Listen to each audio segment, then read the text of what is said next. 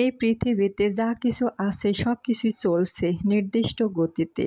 কোনোটার জন্যই কোনোটা যেমন থেমে নেই আর কখনো থামবেও না। হ্যালো এভরিওয়ান, আসসালামু আলাইকুম। সবাই কেমন আছেন? আলহামদুলিল্লাহ, আপনাদের দোয়ায় আমরা সবাই ভালো আছি। এই ভিডিওটি আপনারা কে কোথা থেকে দেখছেন জানি না, কিন্তু আমার তরফ থেকে সকলকে অনেক অনেক দোয়া ও ভালোবাসা রইল। সকাল সকাল রান্নাবান্নাগুলো আমি স্টার্ট করেছি। রান্না করতে খুব একটা সময় সেটা লাগে না, কিন্তু গুছিয়ে নিতে অনেক সময় চলে যায়। আর তাছাড়া রান্নাবান্না কি করব সেটাও শুনতে হয় বাচ্চাদের কাছ থেকে, কারণ ওরা ছোট মানুষ, যে কোনো কিছু তো ওরা খেতে পারে না। তাছাড়া ওরা আমাকে বলেছে চ্যাপা মাছের নাকি বড়া খাবে। আর এই বড়া বানালে বললে বানানো না, অনেক পরিশ্রম, অনেক কিছু গুছিয়ে নিতে হয়, যেমন পেঁয়াজ রসুন, মানে এটা মশলা আর কি চলে না। যাই হোক, এগুলো আর কি গোছ করে নিতে হয়, আবার শিল পাটাতে একটু থেতো করে নিতে হয়। তো আমি সুন্দর করে থেতো করে নিয়ে আমি কিন্তু তেলের উপর উঠিয়ে দিয়েছি, একটু ভাজা ভাজা করে নিচ্ছি। আর হলো যে চ্যাপাটা, ওই চ্যাপাটা এখন দিয়ে দিলাম। এটাতে যদিও বেশি সময় লাগবে না, অল্প সময়। আর ফার্স্টে দিলেও দেওয়া যায়, কিন্তু ফার্স্টে দিই নাই, তো মাঝামাঝি সময়ে দিয়েছি। তো আমি এখন একটু ভালোভাবে নেড়ে চেড়ে নিচ্ছি।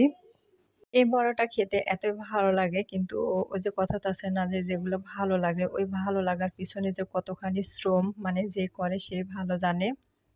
এদিক দিয়ে এই তো বড়ার সেই রেসিপিটা আমি সুন্দর করে ভেজে নিয়ে একটা মানে বাটির মধ্যে উঠিয়ে নিয়েছি। এখন লাগবে আমার যে আসল মূল জিনিস, এগুলা হলো কচুর পাতা। তো ভালোভাবে আমি ধুয়ে নিয়েছি, ধুয়ে নিয়ে সুন্দর করে শুকিয়ে নিয়ে মানে ঝেড়ে ঝেড়ে নিয়েছি, পানি যেন না থাকে। আর ওটার ভিতরে বড়াগুলো আমি দিয়ে দিয়েছি, দিয়ে গোলাকার মানে বৃত্ত আকার করে আমি মানে কড়ার মধ্যে দিয়ে দিয়েছি। এখন পরিমাণ মতো তেল দিয়ে দিলাম। চুলার জালটা অবশ্যই আমি মিডিয়াম করে রাখছি। মিডিয়াম করে না রাখলে এটা তো পুড়ে যাবে। আর তাছাড়া আ একটু পরপর আমি মানে নেড়ে দিচ্ছি খুব সাবধানতার সাথে। আ একটু জোরে এদিক ওদিক হলে এটা আর কি খুলে যেতে পারে। আর নাড়ার সঙ্গে সঙ্গে একটু কিন্তু আমি ঢেকেও দিচ্ছি ঢাকনা দিয়ে। তো আমার এক পাট আর কি হয়ে গেছে। পরের পাটটা আবার আমি দেখতেছি কেমন হয়েছে। তো এটা কচুর পাতা বলে কথা, এটা কিন্তু একটু সময় নিয়ে ভাজতে হবে। তাছাড়া আবার যদি মুখ চুলকায়, মানে চুলকাতেই পারে, স্বাভাবিক। এই বড়াটা কিন্তু গরম ভাতের সাথে আসলে অনেক ভালো লাগে, কি বলবো, মানে মাছ মাংস দূরে থাক, এই বড়াটাই মনে হয় আগে খাই। তো বাচ্চারা খুব পছন্দ করছে। যাই হোক, যে কোনো খাবার টেবিলে একেক সময় একেকটা আয়োজন করলে মানে খেতে আর কি বেশি ভালো লাগে।